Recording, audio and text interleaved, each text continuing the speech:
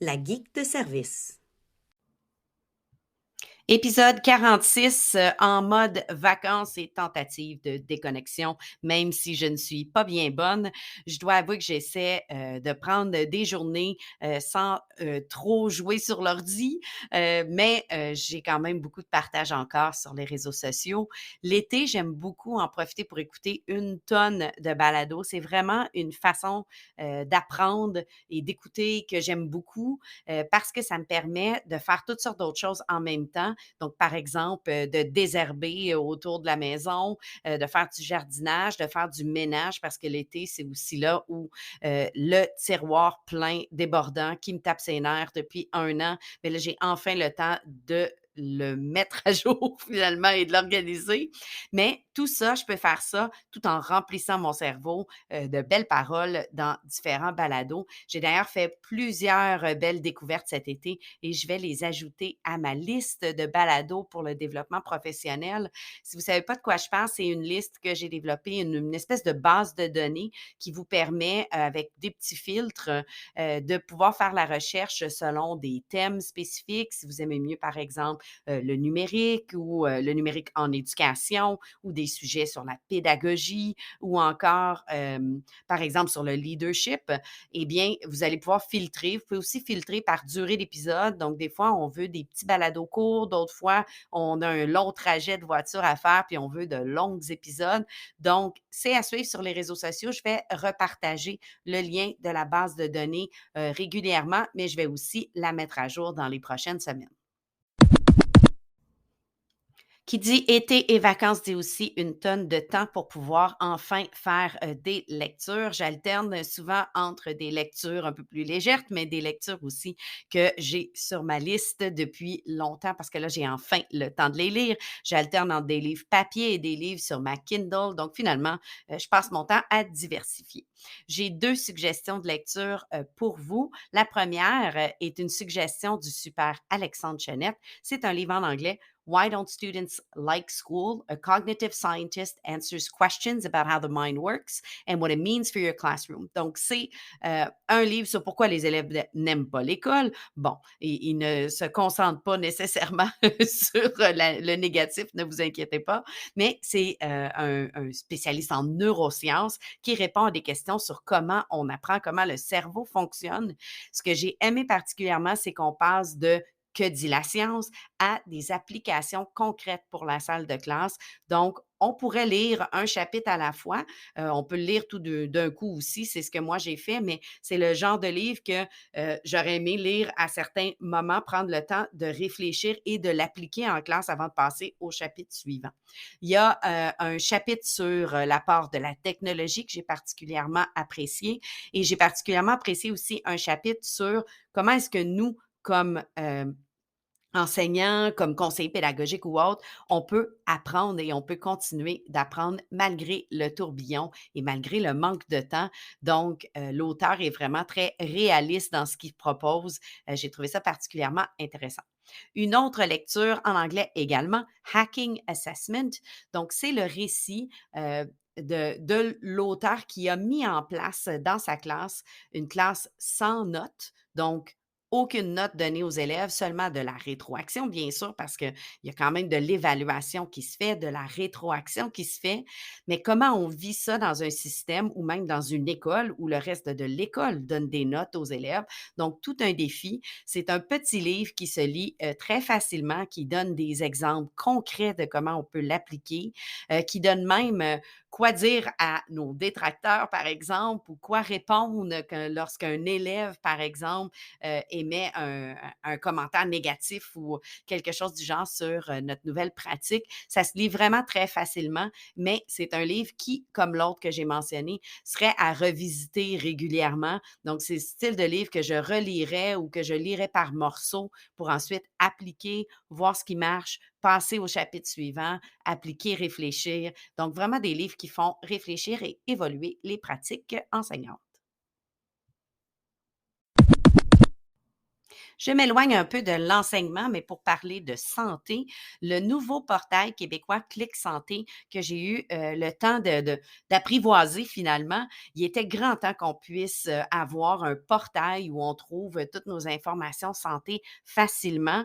Je suis plus capable, moi, pour prendre un rendez-vous avec un médecin, là, d'être obligée d'appeler le premier mardi du mois à partir de 9 heures, puis espérer attraper la ligne pour avoir notre rendez-vous. Sinon, c'est plein dans l'heure d'après, puis il faut appeler le mois suivant. C'est il était temps qu'on ait une solution, avec le numérique facile, simple. Bon, on n'est pas exactement rendu là parce que je ne peux pas encore prendre mon rendez-vous avec mon médecin, mais je peux prendre rendez-vous pour, par exemple, des prises de sang, prendre rendez-vous pour la vaccination de façon vraiment rapide. J'ai un calendrier rapidement qui me dit les places disponibles. Ils ont aussi ajouté une fonctionnalité qui permet de pouvoir ajouter des gens dans notre compte pour pouvoir, par exemple, prendre rendez-vous pour nos enfants, pour, un parent dont on s'occupe.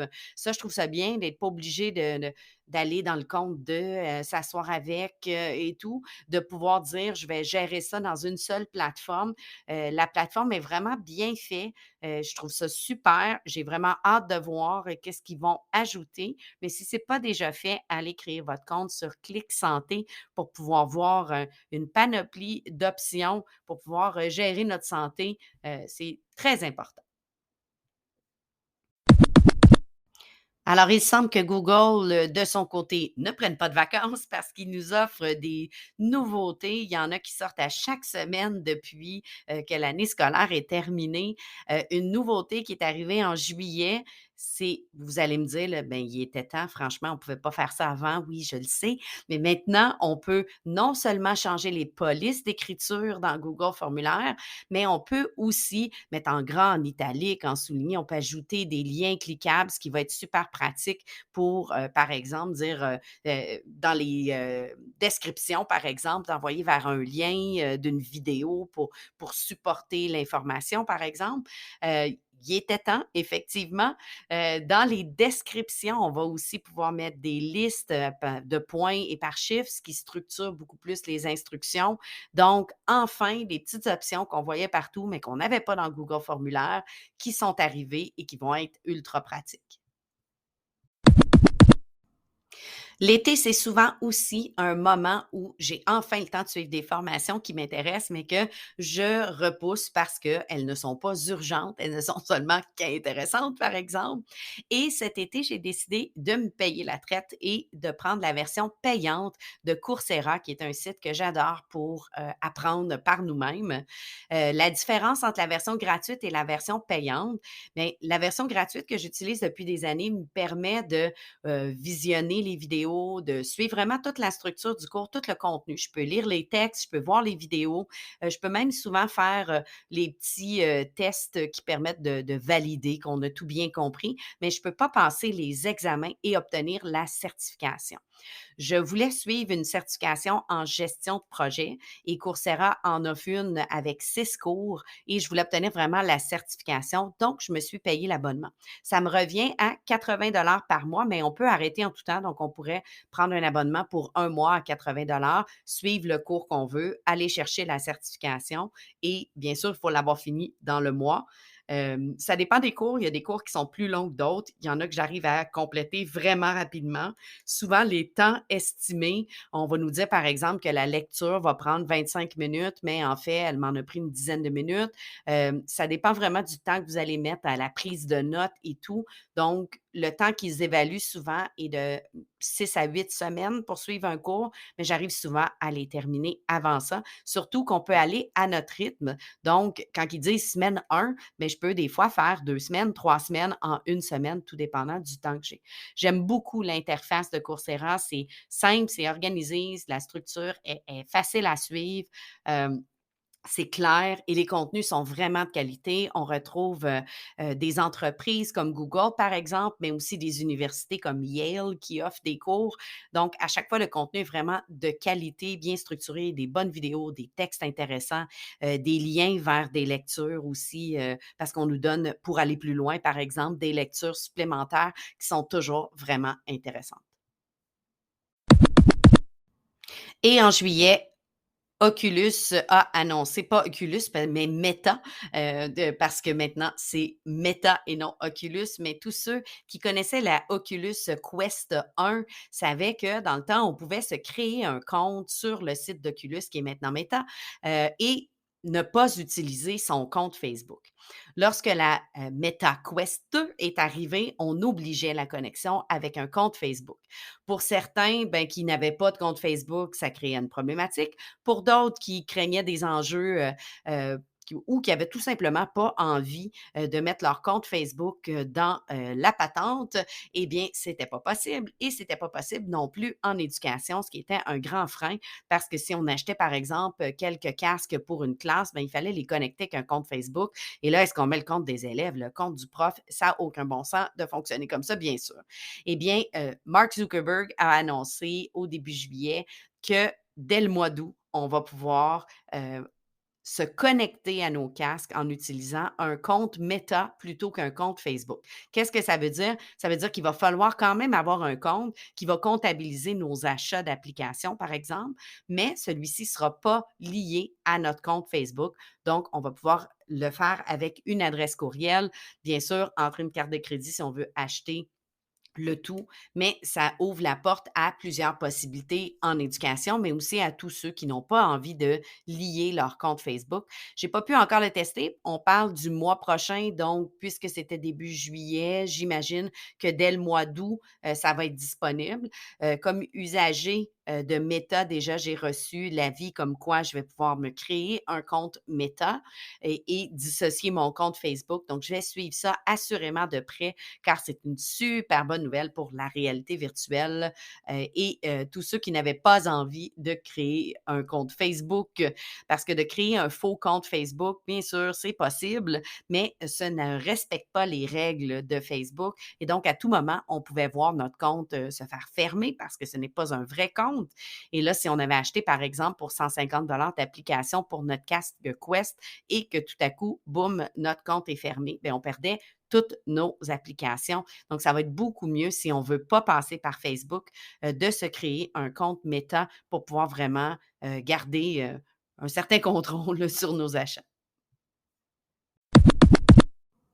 N'hésitez pas à me suivre sur les réseaux sociaux. Je continue de partager à une fréquence peut-être un peu moins élevée pendant l'été, mais sur ma page Facebook, je republie ce que je lis, des balados, des suggestions de balados que j'ai écoutés récemment. Même chose sur Twitter, je repartage souvent un paquet de choses, vous allez me trouver facilement.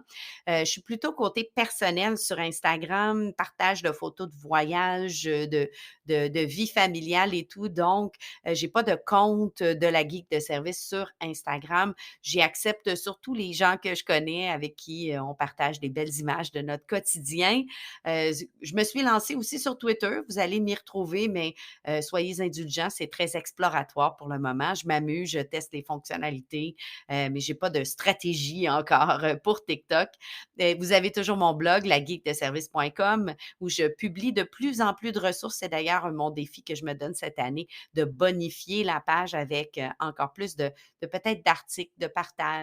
Et je veux aussi bonifier ma chaîne YouTube, puisque j'alimentais les chaînes YouTube plus au niveau travail, eh bien, elle était un petit peu plus délaissée. Je vais donc la bonifier de plus en plus, la chaîne de la Geek de service. Donc, n'hésitez pas à aller vous abonner. Je vais vous faire des petits tutoriels sur nos outils chouchous, des astuces et autres. Et sur ce, je retourne à mes vacances, à mon hamac qui m'attend et à la prochaine lecture que je vous partagerai. À bientôt!